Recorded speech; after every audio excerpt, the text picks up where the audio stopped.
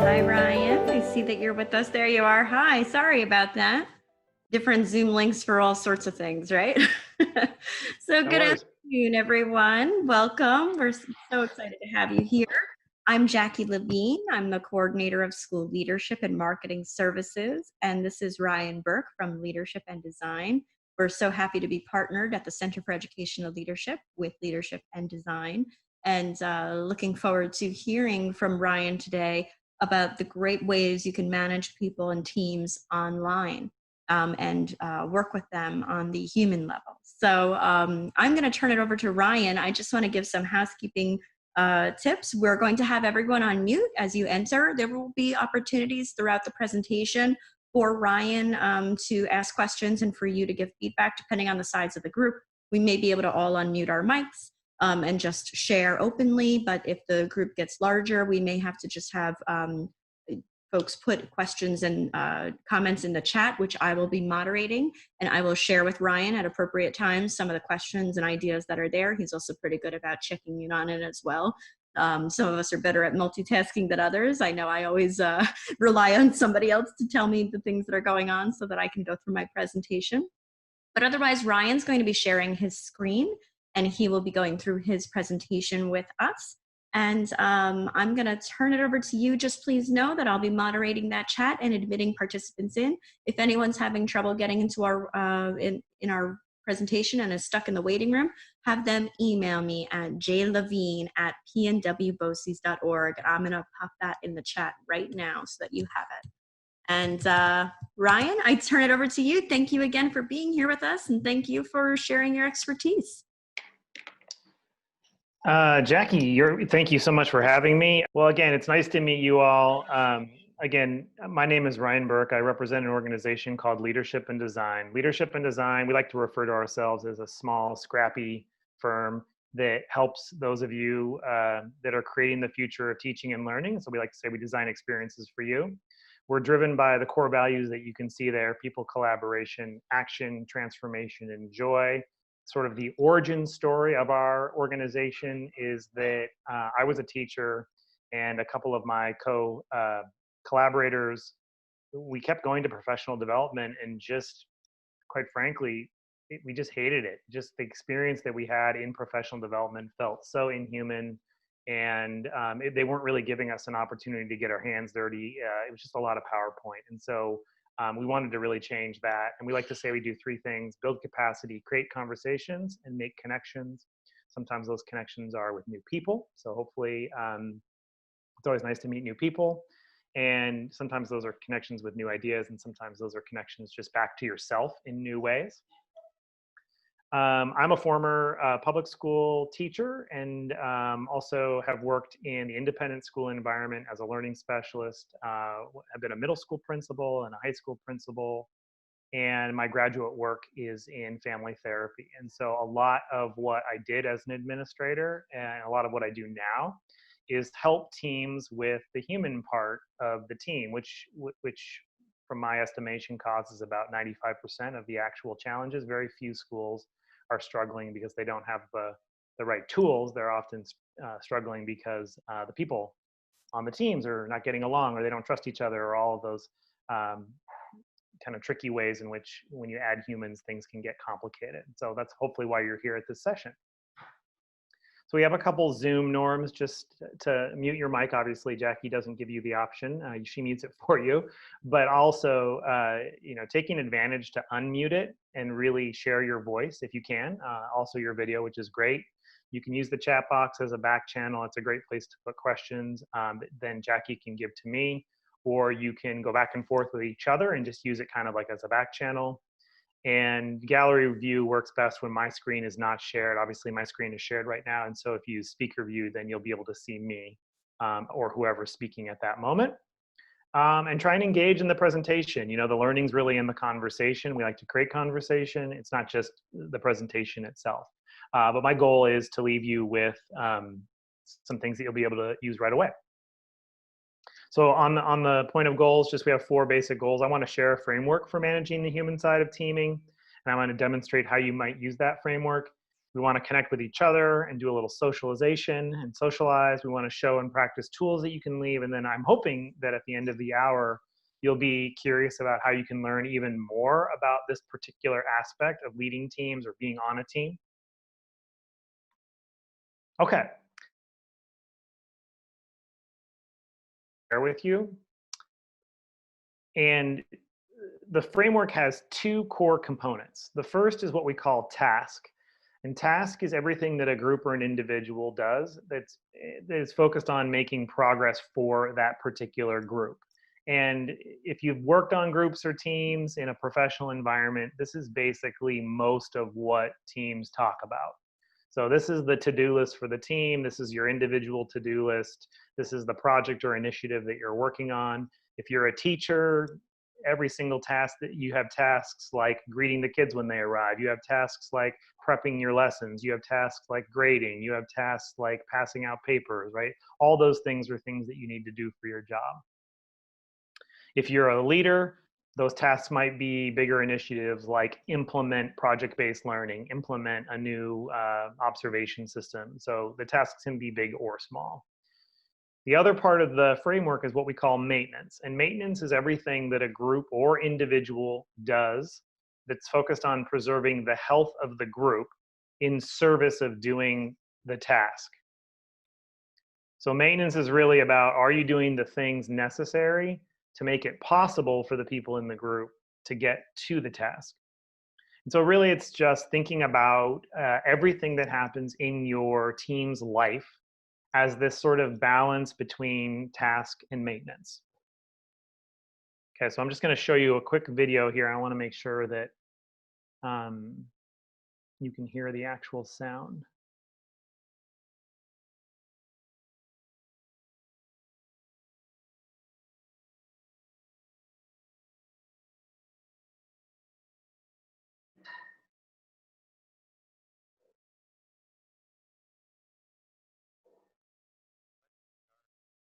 Can you all hear the sound?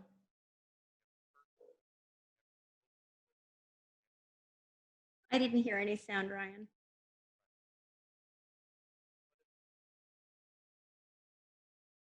No sound? No sound as of right now. Interesting. Okay, I'm sorry about this. Usually when you share, it has the oh, here we go. Share computer sound. Try this again. Or think of your relationship, or think. Okay. Can you guys hear the sound now? Let's start big picture. In every person, in every relationship, and in every group, task and maintenance is always at play. So what is it? Well, think of yourself, or think of your relationship, or think of the group you're in, like any vehicle. You want to get from point A to point B.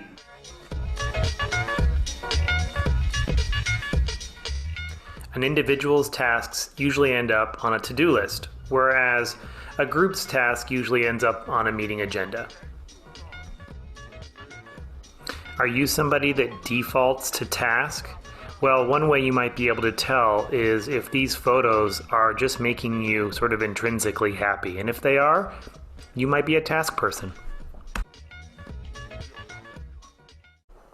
So back to our vehicle metaphor, maintenance is anything that you have to do for yourself or for the group to make the work actually happen. So if the task is to go from point A to point B, maintenance is everything that you do for the vehicle to make it go. How well do you think this car gets from point A to point B? How many of you have been a part of a group that look a little bit like this car in terms of your task completion? How many of you know a colleague that may individually be this car personified? This is what maintenance is all about, identifying the key things that groups and individuals need to make sure they can keep their eye on the tasks. So how do you know if you're somebody that defaults to thinking more about maintenance? Do you find yourself daydreaming in meetings about how people are doing? Do you think about Susie's cat and how well they're recovering from their surgery, or Mike's sister and whether or not she was able to make her plane connection? These are the thoughts of somebody who thinks about the group maintenance. And also, you might find yourself consistently that really just want to get things done. They may even say things to you like, can we think about that later so that we can just get to the task? You might find this annoying, and actually you might internally think to yourself, why do I always get stuck in the group that's no fun? I wonder if there are any snacks. The Waterline model. Okay, great. So that video is just sort of reinforcing the overall container of task and maintenance, but it asks a really interesting question, which is where people default to. And so just on this call, I'm going to stop sharing my screen. And in the chat box, if you would think a little bit about where you naturally fall on this continuum, with 0 being right in the middle, and 10 maintenance being as far as you can go towards maintenance, and 10 task being as far as you can go towards task. So you're going to put yourself on that continuum somewhere. So for example, I might be like 5 towards maintenance, meaning that I tend to default towards maintenance over task, but I'm not as far down that as somebody who would maybe put themselves on the continuum at 10. If I put myself at 0, that means I tend to be perfectly Zen balanced between task and maintenance, or I might be a 10 task, meaning that all I care about are to-do lists. And I'm one of those people that as soon as I get in a meeting, I just like to start checking things off the list and making sure that we're getting the maximum amount of things done. So put yourself on that continuum, take about 30 seconds to think about it, and then just type in the chat box like the number and then a T for task or an M for maintenance, unless you're a perfect balance between the two, and then you'd be 0.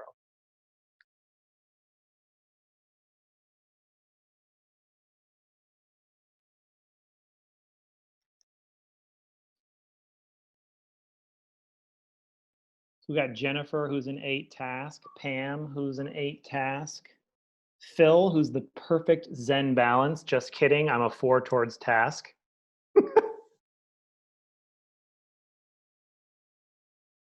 Luis, 8 task.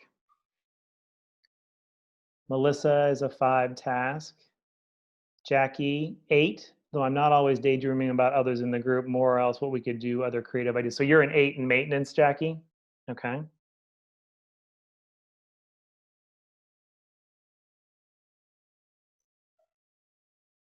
Hopefully waiting for a few more people to throw in the chat box their number.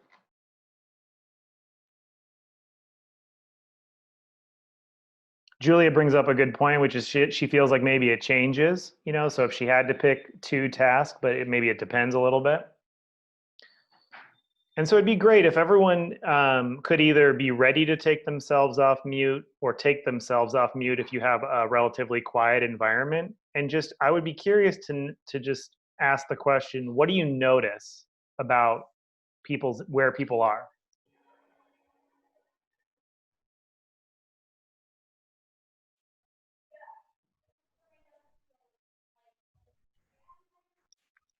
See a lot of people closer to task. Yeah, so definitely more people leaning towards task than maintenance. What else do you notice?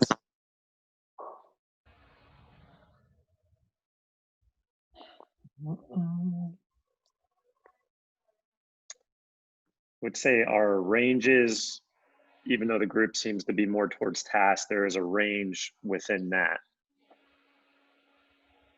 Right, so not all task focused default people are created equal. Like an 8 task is basically somebody who's probably more like a 10 task, but they're like, I'm not going to make myself a 10 task Right. because I don't want to be that guy or that person.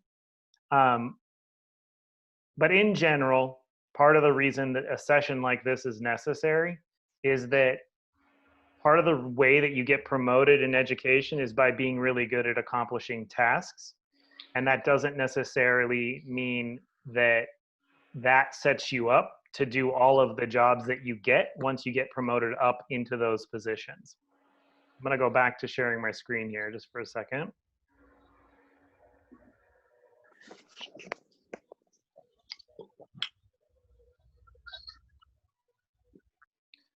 So part of what we wanted to show you about this framework is that task and maintenance is always something that you need to balance, but in general, this diagram that you're seeing on the screen gives you an opportunity to think a little bit about the ideal way that task and maintenance gets managed in any team. So if you look at the x-axis, that's just the time that the team has been together. So on the far left of the x-axis would be when the team forms. And then on the y-axis, you have on the very bottom, which would be task focused, on the very top, maintenance focused. So basically, what this diagram shows is that teams need a lot of maintenance right at the beginning when they form. And then over time, they need less maintenance so that they can sort of settle into getting things done. And then these little stars, this first star is by design, which means you pop up and do a lot of maintenance when you form a team on purpose. But these other stars, these other times when a team pops up to do maintenance are based more on need. And really the primary way that you decide whether or not you need maintenance is if you're struggling as a team to get the work done, or sometimes it's not just to get the work done, but it's to get high quality work done. So sometimes there are teams that need maintenance. It's not that they're not getting anything done, but it's that the quality of their work is not where it needs to be. And we consider sort of this yellow band to be kind of this zone where work is getting completed, right? And so it's this idea that you do a lot of maintenance at the beginning, then you're popping up to do maintenance when the team needs maintenance kind of after that. And so we wanted to give you some tools for how do you do this maintenance, because by and large, basically every educational team needs a lot more maintenance than they're getting. And the team, or the person managing the person part of a team, is really doing this maintenance. And so we kind of thought of those tools in two different categories. One is diagnostic, which is how do you know how your team is actually doing? And then two, once you know how your team is doing, if they need maintenance, what do you do? And so this is sort of just a cheat sheet, which is that most teams are just vastly under-maintained. And so even if you don't know where your team is, you might think a little bit about just operating from this sort of general default status, which is that more maintenance for most educational teams is always necessary. Okay, so the first tool is just called Fist to 5. And Fist to 5 is a really easy way to just take the temperature of a team. I'm going to stop sharing my screen and we'll actually demonstrate how this works all together. Okay, so the way the Fist to 5 works, and for those of you that are all on video right now, it looks like 1, 2, 3, 4, 5, 6 of us on video. And so hopefully those who aren't on video, they can at least see us. There's Luis. The way it works is you define the parameter. So I'm just going to say, how is everyone doing in general? And 5 means I am doing so well that you could give me my least favorite thing to do and I would be excited about having it to do as a job. Fist is, you're lucky I'm even on this call. Like even me pointing this computer at myself should be considered a win. So don't ask me to do anything. In fact, even just asking me to stare at this computer, you should be lucky it's happening. And then, 1, 2, 3, 4 in between, right? So it's a continuum. There is no decimals. So if you have math teachers always want decimals, no decimals. So all you do is you say on the count of 3, I want everyone to put their number up. But the key is that when people put their number up, if they put up something low, like a fist or a 1, that is not they are not asking for intervention. So when you put up a low number, you are saying, I'm giving you this information, but I am not asking you to do anything. And it really separates out the I need help from the diagnostic, which is really important, because otherwise, if you just start jumping in and helping people that don't want help, they're never going to put up an honest number again. And so it's really important that when somebody puts up a low number, that's not an invitation for the group to then fix them. If that makes sense. Okay, on the count of 3, we'll all put up our number and you can just answer honestly, which is just how are you oh, there, we got some more people on video, great. How are you generally doing right now in this moment? Kind of on the count of 3. 1, 2, 3. And leave it up so that people can see. I keep on getting confused by Michelle because she has a photo, but it's not a video. Okay, so now this provokes, like this diagnosis give you a bunch of information. If we were a team, I can't see Luis if that's 3 or 2. Okay, that's 3. So Melissa has a 1, right? Normally what you would do with a 1 is you would say, Melissa, is there anything that you need from the team based on the fact that you're a 1, or is there anything that you want the team to know about your 1? Melissa might say, absolutely not. Leave me alone. It's my business, not yours. I just want you to know. Or Melissa might say, actually, I'm glad you asked because I need the team to, everyone is shouting right now and I have really sensitive ears and can you turn down your volume or whatever, like, you don't know what's going on. But the goal is to always give anyone an opportunity to say if there's something that they need. And it's not just the 1s or the 5ths that would have needs too. So I might say to the group, does anybody need anything at this point based on where your number is? Or does anyone want to say anything about their number? I might say, well, the reason I'm a 3 is because I'm on hour 5 of Zoom calls today. And it's not that I don't want to be here. It's just that that's just a lot of hours on Zoom. So that's why I'm a 3. So you're just giving your team information about where you are and how you're doing at any particular moment. And if every single person on your team throws up a 1, you know that it is a horrible time to then just go right back to exactly what it is you need to get done in that meeting, because no matter what you do in that meeting, it's not going to get done well. So if every single person is a 1, you might throw out to the group, so what do you think we should do about this? Should we cancel the meeting? Should we reconvene? There are a lot of options at that point, but you would act really differently with all 1s than if everyone was all 5s. If everyone's all 5s, you might want to scrap your agenda and do the hardest thing that is on the list that you've been trying to avoid for months, right? I don't think I've ever seen a group throw up all 5s, but in theory it could happen. So that's one really simple, super easy, quick tool that you can use. Ryan, could you explain the difference between jumping in to fix someone who puts up a low number and checking in with that person to see what they need from us? So what would I say that would lead to fixing, as opposed to what you shared and saying, what do you need from us or from the group? Fixing can come in so many different varieties. And usually it's just about the position of power that you put that person in to make decisions about what happens. So as long as anyone with their finger up that you're asking about their situation has the ability to say, I don't want to talk about it, I don't need anything, then you're probably not fixing. Fixing usually comes in a couple of forms. One is explaining to the person why whatever reason they are, that number is not true. That's particularly frustrating to somebody, like, because not only are they feeling low, but they're also having it explained to them that the reason that they feel low is wrong. Or it just could be unnecessary attention. Sometimes when someone is a 1, it's because of something going on at home and they don't necessarily want to get into it. It's good for people to know, so that oftentimes the reason people want people to know that they're lower is so that their body language doesn't get misinterpreted as about the work. And so that can be really helpful, but they don't necessarily want them to get into a 20-minute conversation about what's going on in their home with their team in that moment. And so I think it's mostly, Jackie, about making sure that the person has the power to make the choice, and then you're safe. Thank you. You're welcome. Okay, so that's one tool.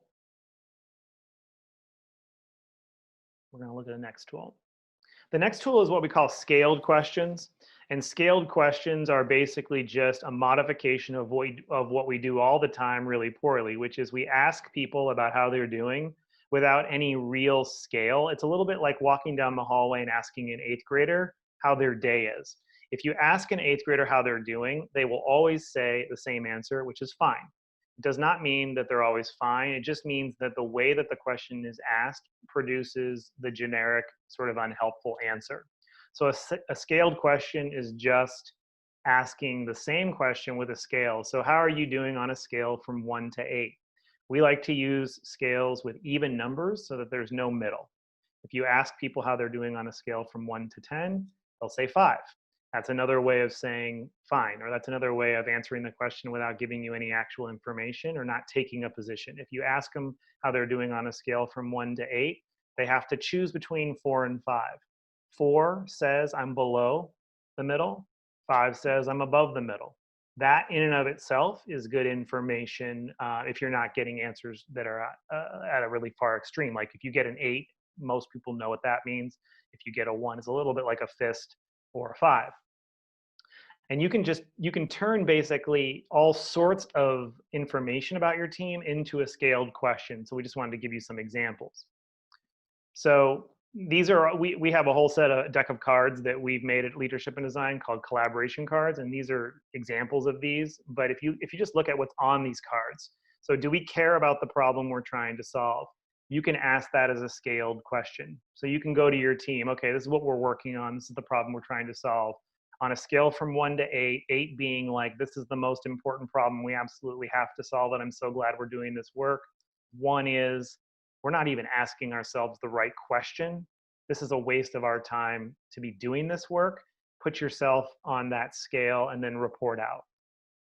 How stuck are you? How stuck are you feeling right now? 8 is, I'm not stuck at all. I'm ready to go. 1 is, I'm like, stuck in quicksand right now, like forward movement. I can't even possibly think how that might happen. So you can see how it's the same scaled question, but you can really modify the content depending on what the need is. Give feedback to those who are talking too much. So the way that you might scale this question is you might say, how well are we sharing the airtime? 8 is, we're hearing from everyone equitably.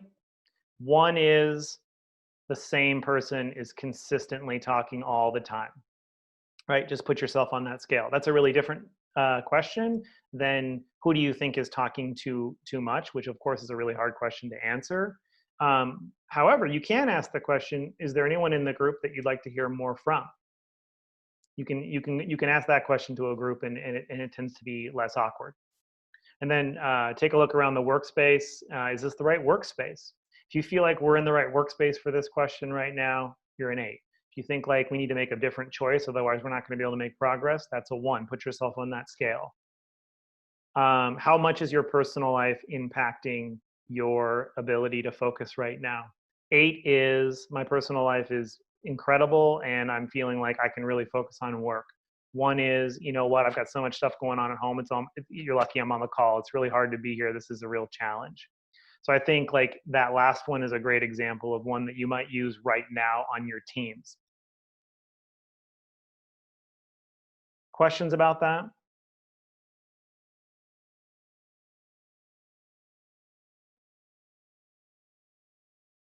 Yeah, Jackie is just saying such a huge, important question for right now. I think, not only is it an important question to ask in terms of home life, but also there's a lot of other scaled questions that you might ask that are kind of related to what people are dealing with right now, that it could be really helpful and valuable in terms of understanding kind of the impact on your team.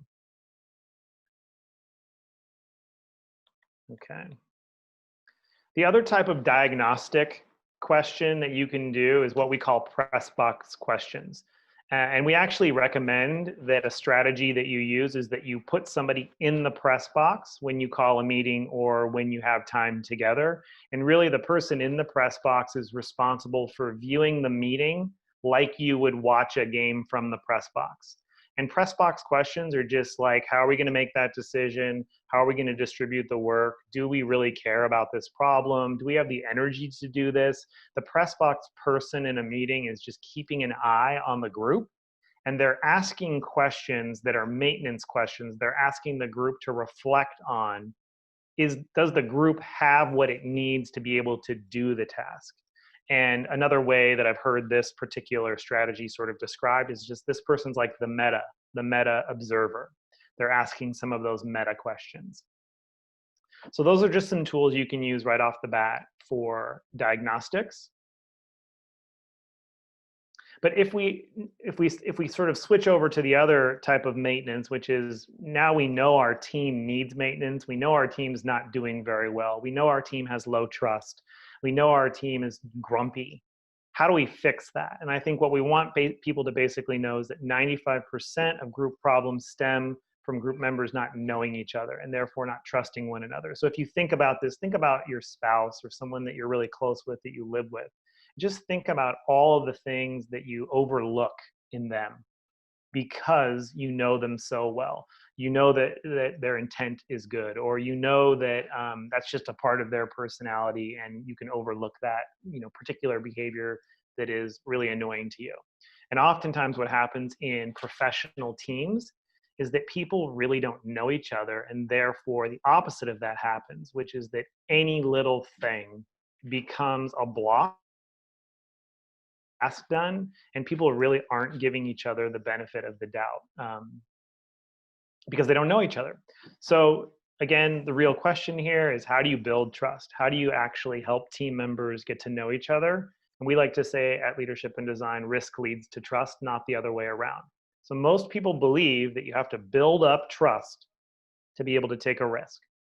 And we don't really believe that that's true. We believe that trust is built when people take risks. When people show vulnerability, that's when you start to trust them more. And so this means that leaders need to create opportunities for team members to take risks. And we wanted to show you just 2 examples that you can use right away. One is something that we call superpowers in kryptonite. So you ask everyone on your team to share one superpower, and a superpower is something that they naturally bring to teamwork. They don't have to try really hard to do it because it's sort of natural and intrinsic to who they are, and it's authentic. It helps the group, not all the time, but especially when that particular superpower is needed. And the converse of that is we ask people to also share their kryptonite. And kryptonite is not their weakness. Kryptonite is the thing that happens in groups that makes them wish that they had a different group.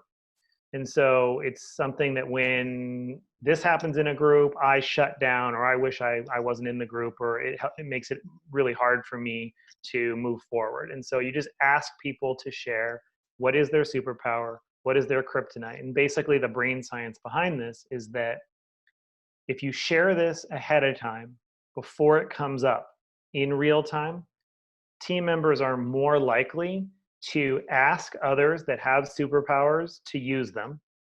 And then also when kryptonite comes up, they're more likely to laugh about it. They're more likely to notice it and discuss it.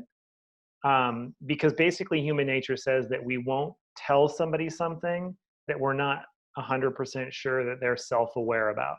So when someone can say, this is my kryptonite, this happens, it's almost like a permission to then be able to discuss it later when it actually does impact the group. So that's one example of an activity that you can do right away. It's relatively low risk, but it just starts people getting to know each other better. And then you can see how knowing this about your team members would be really helpful in terms of distributing work.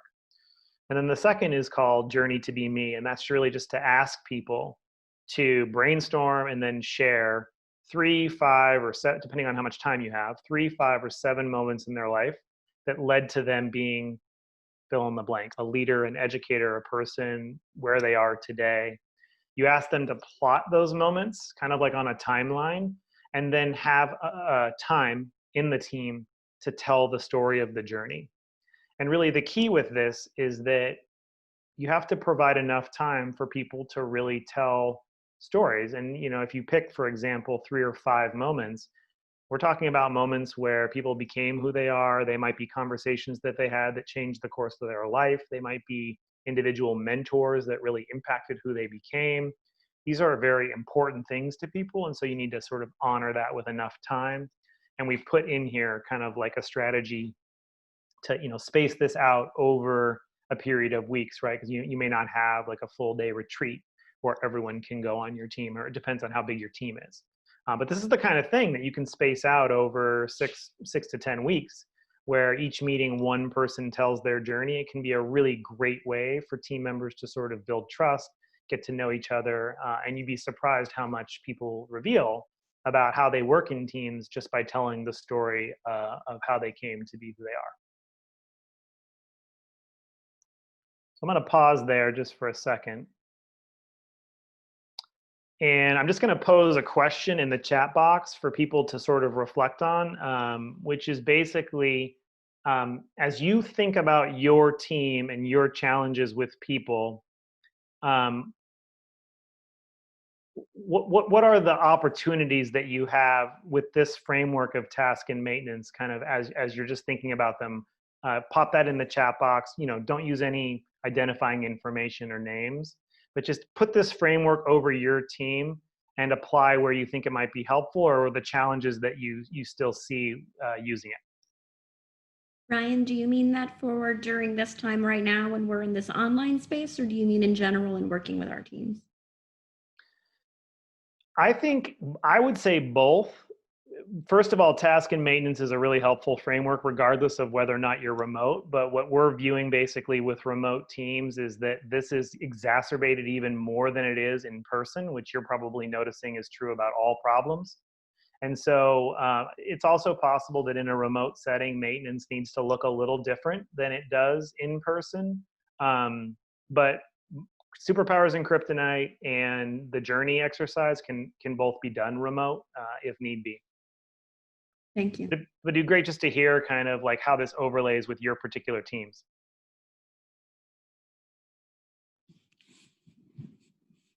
And as they come in, I'll just sort of read them out.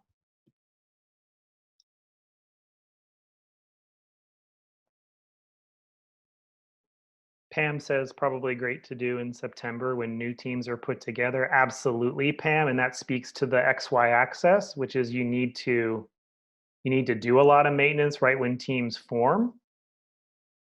That's a great thing to do right off the bat. Phil writes, the balance of task and maintenance is important. It overlays well. An issue that I'm experiencing right now is that it's both a high task and high maintenance time. How can one effectively manage both when the situation calls for it? It's a great question, Phil. Normally I wouldn't answer questions because they don't really have an answer, but I actually think that one does, which is you always start with maintenance because there is no task without maintenance. And I think it goes back to the car metaphor, which is if the car is broken down on the side of the road, it does not matter how much you need to get somewhere, you are not going anywhere. And so I think you can't do only maintenance, but if you have to pick one to start with, you pick maintenance, and that might skew, 60% of your time is maintenance, 40% is task. And you're going to get more out of that 40% than if you were to devote the entire time to task. Jackie writes, would it be great to discuss superpowers and kryptonite in this setting? Everyone has their successes and challenge. I always love superpowers and kryptonite, Jackie. Super fun. It's a great way to get to know people. Ryan, I have a question about task and maintenance that might apply a little bit to Phil's comment. I'm thinking about the difference between someone who needs maintenance and someone who's an obstacle, if that makes sense. That might be a harsh way of saying it. But I could envision folks putting up barriers to things that need to be done, and it not necessarily coming from needing maintenance, but coming maybe from a resistance to change or to something that may need to get done. So I don't know. Could you speak a little bit on that, maybe? Yeah, I mean, we didn't have a lot of time. And so task and maintenance, I'll just kind of plug this as a resource you could go look at, but task and maintenance comes from the work of two social psychologists that are at this point about 70 or 80 years old. And they have a model called the Waterline model. And the Waterline model basically gives you an order of things to address when you have problems like that. And the first is what they call structure. And that's roles and goals. Like, do we understand what our role is? And do we understand and have a shared goal? The second underneath that would be like systems and patterns of interaction with the group. So it's almost like group dynamics. So like, is there authority issues? Who's in, who's out? Do we have gender issues going on in the group that are impacting the ability for people to get work done? And then the third would be called interpersonal. And interpersonal is like, are we having trouble Like, is there a particular relationship in the group that is getting in the way of the group making progress? And then last is what they call intrapersonal, which is there a particular person that is experiencing some sort of a challenge that is getting in the way of the group? And really what the Waterline model helps with is that we always want to blame an individual when something's not working. And the way that this is kind of funny is that we call this the scapegoat. And if you don't, like, you could probably think about your team or your school and you know who the scapegoat is. And the funny part about that is if you don't know who that is, it might be you. And the scapegoat is just the person who normally gets blamed for the group not making progress. And, so again, it gets to your point, which is that, in a rare number of cases, there might be an individual that really truly is an impediment, but more likely it's higher up in the Waterline model. It's either people don't have a shared understanding of what their role is or what the goal is, or there's some other system or dynamic that's at play. But certainly there are some cases where somebody's been given the opportunity to change and they're just not doing it. Thank you. Yeah, I think as a way of demonstrating one of those tools, it might be fun to just do superpowers in Kryptonite as a way of just sort of seeing how when you hear other people do it, kind of how it builds that. And so I would invite those of you that are kind of sharing video, if you're willing, to just share out kind of like one superpower you bring to group work, and then a Kryptonite that when it happens in a group, it really kind of leads you to disengaging or wishing you had a different group.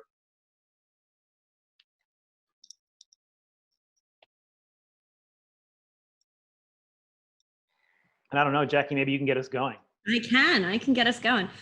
So I think my superpower is I'm a creative person, sometimes a little too creative. I just kind of go with things, but I always ask what if. I'm really great and strong at asking the what if questions. And sometimes that takes people down roads they don't want to go. They don't want to think about certain scenarios. I think about all the scenarios. So I would say that's my superpower. I think my kryptonite is maybe the airtime issue, when one or two people are dominating a conversation and not self-aware enough to pause and say, hey, so-and-so, what do you think? And make sure more people from the group are heard. Then I just kind of zone out and think creatively. So. Great. So like if you were leading a team that Jackie was on, you might start building a bank of scaled questions to just be thinking a little bit about her kryptonite, which is from time to time checking in on airtime in that team is just going to take care of Jackie in that way. And what you'll find is that airtime is a shared kryptonite. You're not the only one that reports that that is kryptonite. I think it takes a very skilled facilitator to recognize, sorry for the growling dogs in the background, but I think it takes a skilled facilitator to recognize that people are not overt sharers. I'm not always, I might be creative, but I don't overtly share. I kind of wait for someone to ask my opinion on something. So otherwise I'll keep it to myself. Great. Anyone else willing to share? I can share. I think my superpower is probably processing and wanting to process and talk through things. And starting at one point, I might end somewhere else, and then I might go back to where I started. But I would say processing. And Jackie, I hate to say this because I'm hearing your kryptonite. And I think my kryptonite is when there's people in the room. It's hard for me when they don't want to share. And they just sit back and they just sit there. And sometimes I will look at that as, are they really part of the team? They're just so quiet. I did happen to marry somebody like that. So sometimes that can be challenging because he'll just sit back and wait. I could just say something. So I guess that would probably be my kryptonite. And you can see how even just doing that, it opens up that conversation in a non-personal, like it's not like we have a problem. You're just basically seeing that your way of being has the potential to misinterpret Jackie's way of being. And the chances of the two of you being able to work through that in a really progressive way that is different than if you didn't discuss it is much higher. And I mean, it just as simple as that. And so it's a great example. And instead of having to feel bad about that, you're just sort of aware of it. And then both of you take care of each other in a better, more sort of kind of self-aware way. Anyone else want to share?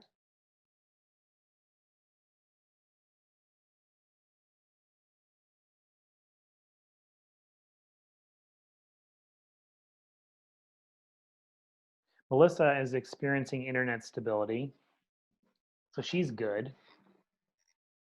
Pam or Luis? Phil? Going once? Yeah, no, I wrote down that I agreed with the I like the 3-5-7 skill, because the school we work at is like I wrote, it's a juvenile detention center. Mm-hmm. So, you know, we get kids that might have missed a home visit, and then the other kids might have, and their mood is good because they got to see their loved ones, and this one didn't get to go for Mother's Day. So I think doing, you know, taking the temperature, I like that, taking the temperature of the classroom or of the group. And like I said, like if you have 5 kids that are just rainbows, that's perfect. But if you have one that's willing to mess it all up, then you know, it's not worth it. So I do like taking the temperature of the classroom to see if you could proceed. Yeah, I mean, as a classroom teacher, I used to fist to 5 with my kids all the time because it would help me understand whether or not I had the ability to push them or not. Right? If every single middle school, I used to teach 8th grade, which was, you know, on Friday afternoon, I didn't even need to do fist to 5. I knew they were all basically shells of human beings, right? And so that it didn't matter how much I needed to get tasks done on Friday afternoon with 8th graders, it just didn't happen. And so, but that was easy because the diagnostic was written all over their face. Adults are much harder. But the other thing I think you'll notice is that adults will answer honestly if asked the question without feeling like answering it then requires them to do something that they didn't agree to do. So I think really being like setting clear norms around when someone shares, they're not going to then, like the whole team's not going to try and fix them, is really important, because otherwise people will never ever actually share anything if they don't then want that second part, which is the group not respecting that boundary. And again, it doesn't mean you don't ask them, right? You can still say, do you want anything? And they have the option of saying yes. But of course, nobody likes to be the identified patient if they didn't volunteer.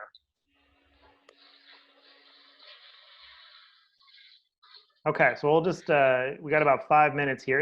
Are there any questions about kind of this container of task and maintenance or other tools that people have? And we'll sort of prioritize questions over whatever other content I had. Now, I think this is great. Now, how do we get it where we can share it with our school? Like, this would be great, something to do, like I said, in September. Like, how would we bring it to, like, our principal and say this might be something good to do at the beginning of the school year? I mean, I think that's a great question, Pam. I don't know I don't know what position you're in the school, but I mean, I think it would be as simple as, you know, hopefully you have principals that are interested in things that you've learned. They would be, very. Right, and so then it's just a matter of, you know, having a conversation about, you know, what's the vehicle to get this information to them. And of course, you can, you know, you're more than happy to contact us, Leadership and Design, or use any of these resources. Most of them are super simple. Can we get like a written pamphlet of what you discussed today somewhere? Yeah, Jackie, you'll have to kind of help me answer that question in terms of what's appropriate in terms of follow-up, but I'm happy to send you, like, for example, the slide deck and contact info. Oh, excellent. That would be great. If you want to put a link to that in the chat, that way they can access it, that would be great. And also, Pam, we're recording this and on our YouTube channel, on our PNW BOCES YouTube channel, on the playlist for the week. At the end of the week, you'll see this video posted. So it'll be there and you can share that with your principal. Excellent, thank you. Right, and again, we've just kind of scratched the surface. The last tool I was going to show you is the tool of improv for educators. And I think when educators hear the word improv, they usually they're like, oh, how can I turn off my screen? And like, it's not really improv for to be funny, but there's basically two rules of improv, which is one is when you're doing improv with somebody, the number one rule is to make your partner look really good. And two, you never tear other people's ideas down, you always build. So it's like a yes and, like you're always building on other people's thinking.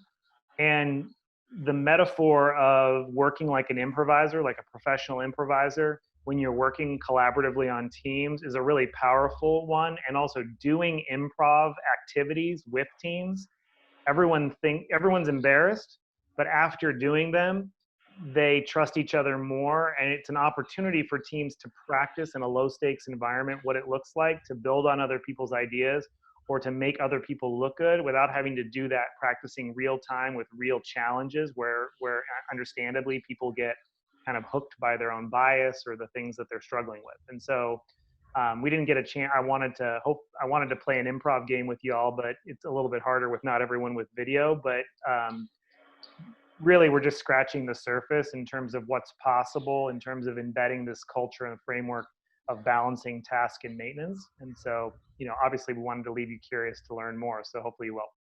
Absolutely. This was great. Great.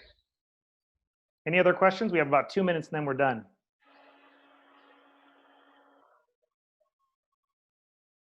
I mean, I was thinking, Luis, too, about your environment with kids in detention centers, and even going one step further, which is helping the kids learn to track task and maintenance and take responsibility for doing some of that maintenance could be a really powerful reframe around, in a detention center. Oftentimes it's like the flow of education is coming from adults to kids, and putting some of that power in their own hands and teaching them, like, this is not only something that we can do in this group, but this is something you can do in your family. This is something you can do with your parents. This is something you can do with your siblings.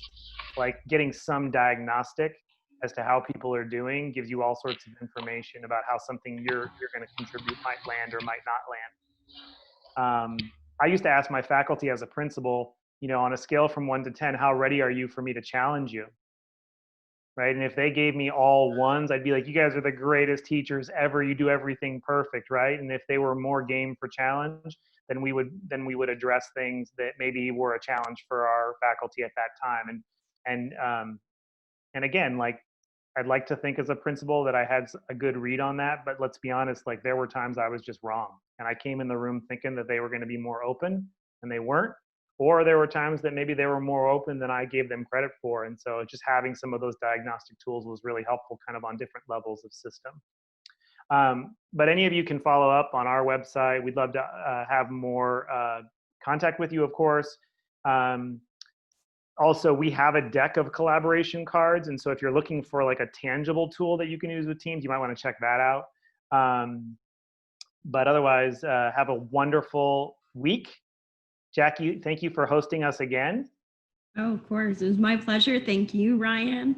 And I think I saw Phil had a question before we depart, but Phil, did you have a question, or I saw you unmute your mic? Just a quick follow-up, because Ryan had mentioned the two social psychologists. I was curious who they were behind the Waterline model. Scherer and Short, Scherer, and then Short. And actually, I'll see if I can, before this ends, pop the Waterline model in the chat. Cool. Thank you. Thanks, Ryan. You're welcome. Thank you all for joining us today. It was a pleasure. Ryan, thank you so much. We always Thank you for having us. Leadership and design. Thank you all for your participation today. And this video will be posted by the end of the week on our YouTube channel. The playlist would be the week of April 20th, 27th, 26th, whatever Friday is. All right. Well, thank you all. Thanks. Have a wonderful week.